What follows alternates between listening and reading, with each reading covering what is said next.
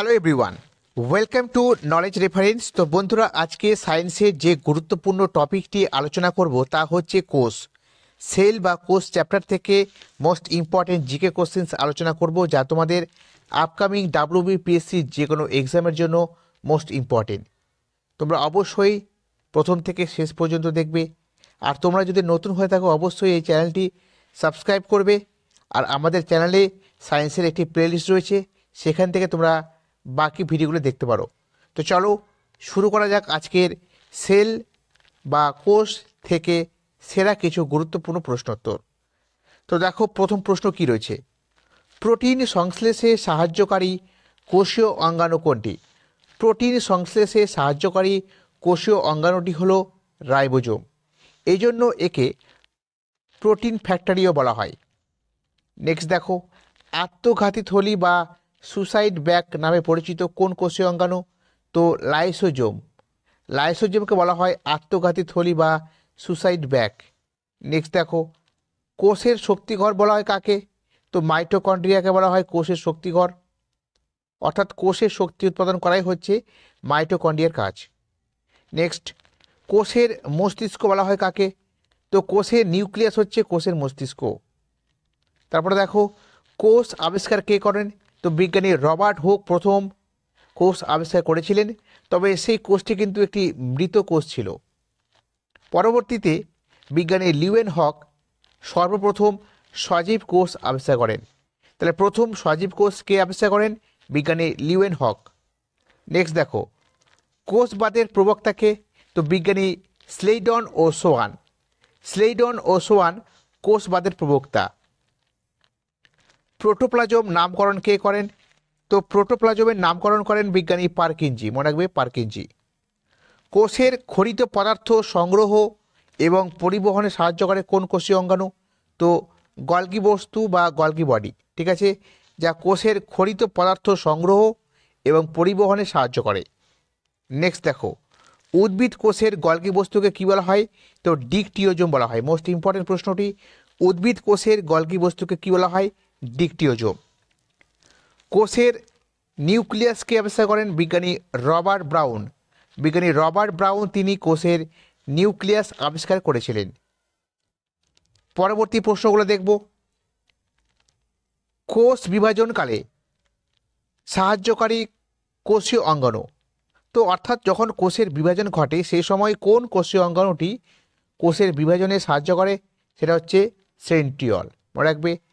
আর প্রাণী কোষ বিভাজনে বেমতন্তু গঠনে সাহায্য করে সেন্ট্রোজোম, ঠিক আছে। তাহলে প্রাণী কোষে কোষ বিভাজনের সময় যে বেমতন্তু গঠন হয়, এই বেমতন্তুর গঠনে সাহায্য করে কে? সেন্ট্রোজোম। কোষ সংক্রান্ত বিদ্যাকে কি বলা হয়? তো সাইটোলজি বলা হয়। মনে রাখবে, মোস্ট ইম্পর্টেন্ট। সাইটোলজি অর্থাৎ কোষ সংক্রান্ত বিদ্যা। বহু নিউক্লিয়াসযুক্ত উদ্ভিদ কোষকে কী বলা হয়? সিনোসাইট। বহু নিউক্লিয়াসযুক্ত উদ্ভিদ কোষকে বলা হয় সিনোসাইট, এবং বহু নিউক্লিয়াসযুক্ত প্রাণী কোষকে বলা হয় সিনোসাইটিয়াম। সিনোসাইটিয়াম, একটা হচ্ছে সিনোসাইট আর একটা হচ্ছে সিনোসাইটিয়াম। বহু নিউক্লিয়াসযুক্ত উদ্ভিদ কোষকে বলা হয় সিনোসাইট, আর বহু নিউক্লিয়াসযুক্ত প্রাণী কোষকে বলা হয় সিনোসাইটিয়াম। নেক্সট দেখো, ফুলের বর্ণগঠন খাদ্যবস্তু সঞ্চয়ে সাহায্য করে কোন কোষীয় অঙ্গাণু? তো প্লাস্টিড। সবচেয়ে বড় কোষ কি? তো উট পাখির ডিমের কোষ হচ্ছে সবচেয়ে বড় কোষ। আর সবচেয়ে ছোট কোষের নাম বলা হলে তো মাইকোপ্লাজমা গ্যালিসেপ্টিকাম। মাইকোপ্লাজমা গ্যালিসেপ্টিকাম সবচেয়ে ক্ষুদ্রতম কোষ। আর যদি বলা হয় মানবদেহের বৃহত্তম কোষ কি? তো মানবদেহের বৃহত্তম কোষ হয়ে যাবে স্ত্রী গ্যামেট বা ডিম্বাণু, ঠিক আছে। আর মানবদেহের ক্ষুদ্রতম কোষ হয়ে যাবে পুরুষ গ্যামেট বা শুক্রাণু। মনে রাখবে, পুরুষ গ্যামেট বা শুক্রাণু। আর মানবদেহের দীর্ঘতম কোষ যদি বলা হয় তো স্নায়ু কোষ বা নিউরন, যা মানবদেহের দীর্ঘতম কোষ। পরবর্তী প্রশ্নগুলো দেখব। জীবদেহের গঠনগত ও কার্যগত একক কী? তো জীবদেহের গঠনগত ও কার্যগত একক হচ্ছে কোষ। উদ্ভিদ দেহের কোষ প্রাচীর গঠিত হয় কী দ্বারা? তো সেলুলোজ দ্বারা গঠিত হয় উদ্ভিদ দেহের কোষ প্রাচীর। মনে রাখবে, প্রাণী কোষে কিন্তু কোষ প্রাচীর থাকে না, থাকে হচ্ছে কোষ পর্দা। তারপরে দেখো একক পর্দাযুক্ত কোষীয় অঙ্গাণুর মধ্যে কী কী রয়েছে, তো lysosome, Golgi body, endoplasmic reticulum প্রত্যেকটা কিন্তু একক পর্দাযুক্ত কোষীয় অঙ্গাণু। আর দ্বি একক পর্দাযুক্ত কোষীয় অঙ্গাণুর মধ্যে রয়েছে নিউক্লিয়াস, মাইটোকন্ড্রিয়া, প্লাস্টিড ইত্যাদি। ঠিক আছে। আর পর্দাবিহীন কোষীয় অঙ্গাণু কোনগুলো, তো রাইবোজোম। রাইবোজোম হচ্ছে একটি পর্দাবিহীন কোষীয় অঙ্গাণু। পরবর্তী প্রশ্ন দেখো, সবুজ প্লাস্টিডদের কী বলা হয়, তো ক্লোরোপ্লাস্ট। সবুজ রঙের প্লাস্টিকদের বলা হচ্ছে ক্লোরোপ্লাস্ট। আর সবুজ রঙ বাদে বাকি যে রঞ্জকযুক্ত প্লাস্টিক রয়েছে অন্যান্য রঙের, সেটা হচ্ছে ক্রোমোপ্লাস্ট। তাহলে ক্লোরোপ্লাস্ট হচ্ছে সবুজ প্লাস্টিক, আর সবুজ ছাড়া বাকি কালারফুল যেগুলো প্লাস্টিক রয়েছে সেগুলো হচ্ছে ক্রোমোপ্লাস্ট। আর বর্ণহীন প্লাস্টিককে কী বলা হয়, লিউকোপ্লাস্ট। বর্ণহীন প্লাস্টিককে বলা হয় লিউকোপ্লাস্ট, এটিও ইম্পর্টেন্ট। দেখো পরবর্তী, কোষ বিভাজনে মুখ্য ভূমিকা পালন করে কোন অংশ, তো নিউক্লিয়াস। কোষের নিউক্লিয়াস কোষ বিভাজনে সবচেয়ে বেশি মাত্রায় মুখ্য ভূমিকা পালন করে। পরবর্তী প্রশ্ন দেখো, শ্বেতসার সঞ্চয়কারী প্লাস্টিডের নাম কি, তো অ্যামাইলোপ্লাস্ট। অ্যামাইলোপ্লাস্ট যা উদ্ভিদ দেহের শ্বেতসার সঞ্চয় করতে সাহায্য করে। পরবর্তী প্রশ্ন দেখব, প্রোটিন জাতীয় খাদ্য সঞ্চয়কারী প্লাস্টিডের নাম কি। প্রোটিন জাতীয় খাদ্য সঞ্চয় করতে সাহায্য করে যেসব প্লাস্টিড তাদের বলা হয় প্রোটিনোপ্লাস্ট। ঠিক আছে, প্রোটিনোপ্লাস্ট। আর ফ্যাট সঞ্চয়কারী খাদ্য সঞ্চয়কারী যারা রয়েছে ফ্যাট জাতীয়, সেই প্লাস্টিকটা হচ্ছে অ্যালাইওপ্লাস্ট। ঠিক আছে। হলুদ বর্ণের প্লাস্টিককে কী বলা হয়, জ্যান্থোপ্লাস্ট বলা হয়।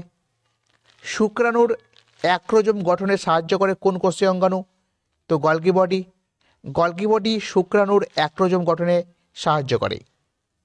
কোষের ট্রাফিক পুলিশ বলা হয় কাকে, তো কোষের ট্রাফিক পুলিশ বলা হয় গলগি বডিকে বা গলগি বস্তুকে। নেক্সট দেখো, কোষের তরল মোজাইক নকশা কে প্রদান করেন, তো বিজ্ঞানী সিঙ্গার ও নিকালসন। বিজ্ঞানী সিঙ্গার ও নিকালসন কোষের তরল মোজাইক নকশা প্রদান করেন। ঠিক আছে। পরবর্তী দেখো, বেশ কিছু কোষ সংক্রান্ত আবিষ্কার সম্পর্কে দেখে নেব। যেমন সেন্ট্রিওল আবিষ্কার করেন বিজ্ঞানী বোভেরি, মনে রাখবে বিজ্ঞানী বোভেরি সেন্ট্রিওল। Ribosome Palade. ঠিক আছে। Lysosome de Duve. Endoplasmic reticulum আবিষ্কার করেন বিজ্ঞানী পোর্টার। প্লাস্টিড আবিষ্কার করেন বিজ্ঞানী হেকেল। আর মাইটোকন্ড্রিয়া আবিষ্কার করেন বিজ্ঞানী বেল্টা। ঠিক আছে। এর সাথে সাথে এগুলো তোমরা একটু দেখে রাখবে। তো বন্ধুরা, এই ছিল আজকে ক্লাসের সেরা কিছু প্রশ্নোত্তর, যা মূলত কোষ চ্যাপ্টারকে আমরা কভার করলাম। যদি ভিডিওটি ভালো লাগে তো অবশ্যই লাইক শেয়ার করবে তোমাদের বন্ধুদের মাঝে। আর যদি নতুন দেখে থাকো তো অবশ্যই চ্যানেলটি সাবস্ক্রাইব করবে। তো আজকে এই পর্যন্তই, পরবর্তীতে আবার দেখা হবে। সকলে ভালো থাকবে। Thank you.